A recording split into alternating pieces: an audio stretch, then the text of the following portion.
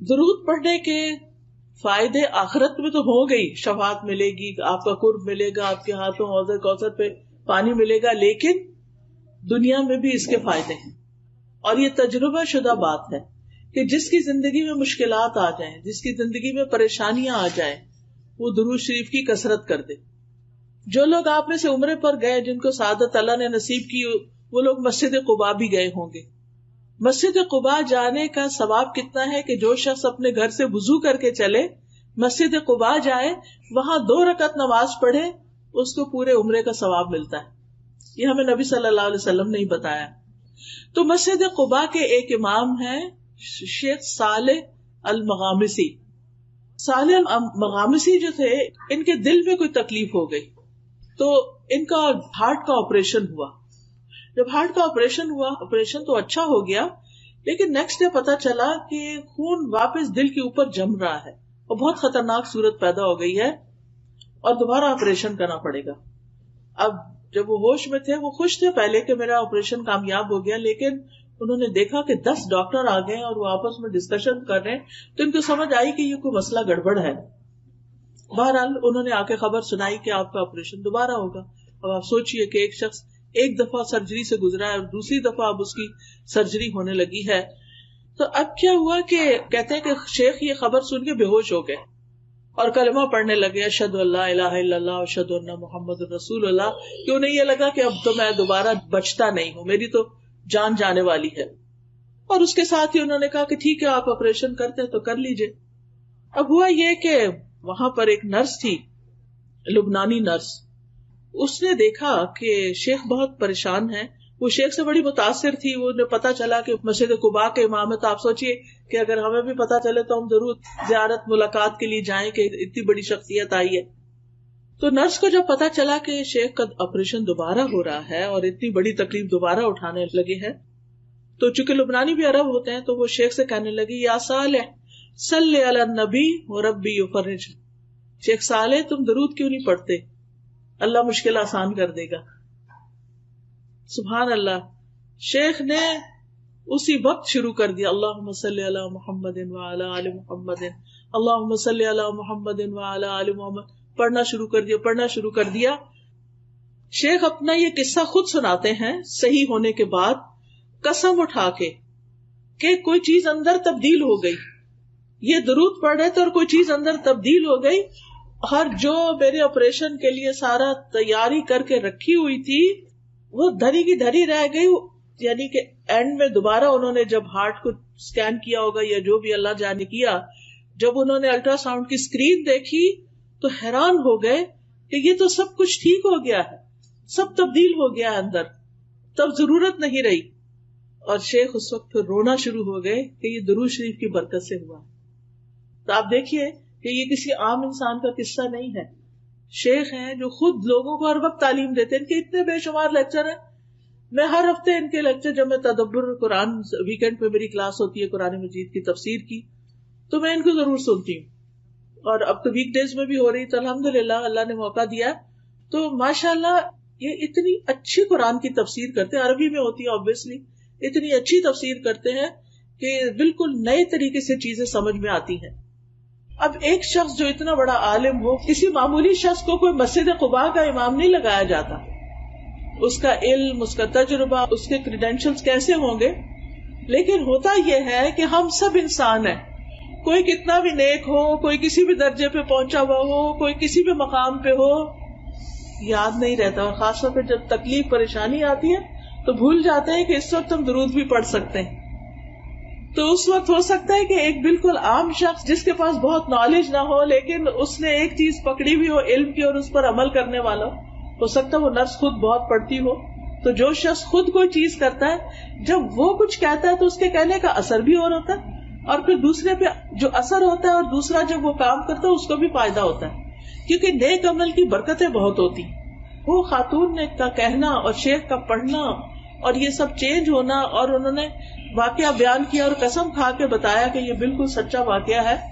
تو اس سے یہ پتہ چلتا ہے کہ ہم میں سے ہر ایک کو اپنی زندگی میں درود شریف کی کثرت کر دینی چاہیے. اور خاص طور پر جمعے کے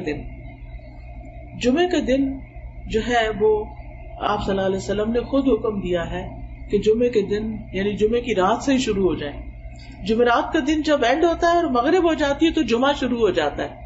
عربی زبان میں رات پہلے آتی ہے کیونکہ لونر کیلنڈر استعمال کرتے ہیں نا، چاند کا رات والا، تو وہ چاند کے نظر آنے سے شروع ہو جاتا ہے نا کیلنڈر. یعنی جس وقت چاند نظر آئے مہینہ شروع ہو گیا، رمضان شروع ہو گیا، آپ روزے سے پہلے ہی تراویح شروع کر دیتے ہیں. لیکن جو دوسرا کیلنڈر ہے ہمارا شمسی کیلنڈر، چونکہ ہم سورج کے ساتھ وہ سب کرتے ہیں تو وہ ہمارا دن سے کیلنڈر شروع ہوتا ہے، ان کا رات سے شروع ہوتا ہے. تو جتنا بھی عربی میں رات کا ذکر پہلے آتا ہے. تو جب رات ہو جائے یعنی کہ جمعرات ختم ہو اور جمعے کی رات شروع ہو جائے تو درود کی کثرت شروع کر دیا کریں. اللہ ہم سب کو توفیق عطا فرمائے، کیونکہ نبی صلی اللہ علیہ وسلم کا نام سنتے ہی ہمیں پڑھنا چاہیے، نماز میں پڑھنا چاہیے، دعا سے پہلے پڑھنا چاہیے، کسی مجلس میں بیٹھے ہو تو پڑھنا چاہیے. رسول اللہ صلی اللہ علیہ وسلم نے فرمایا جو لوگ کسی جگہ پر مجلس کریں، یعنی کوئی سوشل گیدرنگ بھی ہے لیکن اس میں اللہ کا ذکر نہ کریں اور نہ اپنے نبی پر درود بھیجیں تو وہ ان کے لیے نقصان کا باعث ہوگی. اللہ چاہے تو اس میں اگر کوئی ایسی چیز ہوئی تو اس پہ انہیں پکڑ سکتا ہے، چاہے تو انہیں بخش بھی دے. اسی طرح جو لوگ کسی مجلس میں بیٹھیں اور وہاں وہ اللہ کا ذکر نہ کریں اور درود نہ پڑھیں تو وہ مجلس قیامت کے دن ان کے لیے حسرت کا باعث ہوگی. یعنی آپ لوگوں سے شرمائے نہیں کریں، آپ جہاں بھی ہوں بات کریں، لوگوں کے جو ڈسکشن ہو رہی ہے اس میں حصہ لیں اور بیچ کے گیپس میں درود بھی پڑھ لیا کریں. اسی طرح اذان کے بعد درود پڑھیں، مسجد میں داخل ہوتے وقت درود پڑھیں، اللہم اغفر لی ذنوبی وافتح لی ابواب رحمتک، اور پھر اللہم صلی علی محمد وعلی آل محمد. پھر صفا مروہ کی سعی کرنے کے نصیب ہو، آپ جس وقت طواف کر رہے ہوں اس میں بھی، اور خاص طور پر جمعے کی رات اور جمعے کے دن نبی صلی اللہ علیہ وسلم نے خاص طور پر اس کی تاکید کی. پھر جب نماز جنازہ ہوتا ہے تو اس کی دوسری تکبیر جب ہوتی ہے اس کے بعد بھی درود پڑھا جاتا ہے. قنوت نازلہ میں پھر نبی صلی اللہ علیہ وسلم کا نام لکھتے وقت صلی اللہ علیہ وسلم لکھنا چاہیے، اور ہر وقت چلتے پھرتے، کھانا پکاتے، اٹھتے بیٹھتے، لیٹتے، رات کو سوتے وقت آپ درود پڑھتے پڑھتے سو جائیں، رحمتیں آ رہی ہیں آپ کی اور آپ نیند کی آغوش میں چلے جائیں. کچھ لوگوں کو انسومنیا ہوتا ہے تو اس کا ایک بڑا اچھا یہ طریقہ ہے کہ آپ درود پڑھنا شروع کر دیں، تسبیح کرنا شروع کر دیں. اور اسی طرح ایک نسخہ کسی نے بتایا تھا کہ سورۃ کہف میں آتا ہے نا کہ جب وہ کہف میں جو لیٹے ہوئے تھے وہ سو گئے تھے، وَتَحْسَبُهُمْ أَيْقَاظًا وَهُمْ رُقُودٌ، یہ اگر آپ پڑھنا شروع کریں تو نیند آ جاتی ہے. یعنی کچھ لوگوں کو نیند نہ آنے کا پرابلم ہوتا ہے نا، ویسے نیند آ رہی ہے جو ہی لیٹیں گے نیند غائب.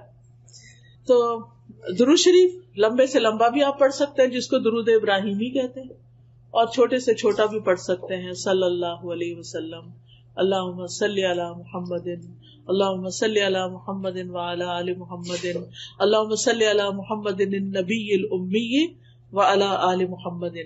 اور آل کا ذکر اس لیے کرتے ہیں کیونکہ آپ کی آل اولاد نے، آپ کی ازواج، آپ کی ذریت، انہوں نے بھی نبی صلی اللہ علیہ وسلم کے ساتھ دین کے لیے بہت سی قربانیاں کی، تو ان کا بھی حق بنتا ہے کہ ان کو بھی ساتھ دعاؤں میں شریک رکھا جائے. اور پھر آپ دیکھیے کہ نبی صلی اللہ علیہ وسلم پر سلام بھی بھیجنا چاہیے، اور یہ ہم خاص طور پر جب اتحیات پڑھتے ہیں تو اس میں سلام آتا ہے، السلام علیکہ ایھا النبی ورحمۃ اللہ وبرکاتہ، السلام علینا وعلی عباد اللہ الصالحین. اور جب ہم اللہم صلی وسلم کہتے ہیں نا، سلم، تو یہ سلام ہوتا ہے.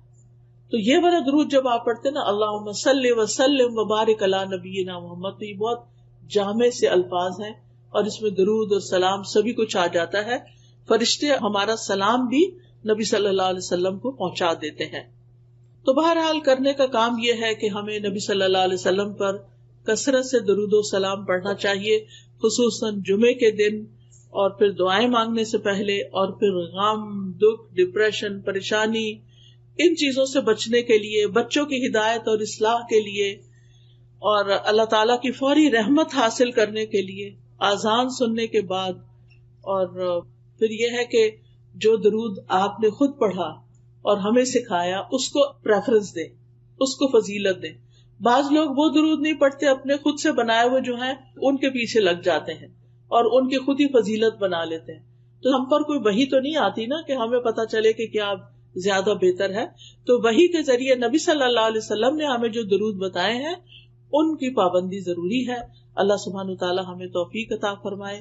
سبحانک اللہم و بحمدک، اشہد ان لا الہ الا انت، استغفرک و اتوب الیک. السلام علیکم و رحمۃ اللہ وبرکاتہ.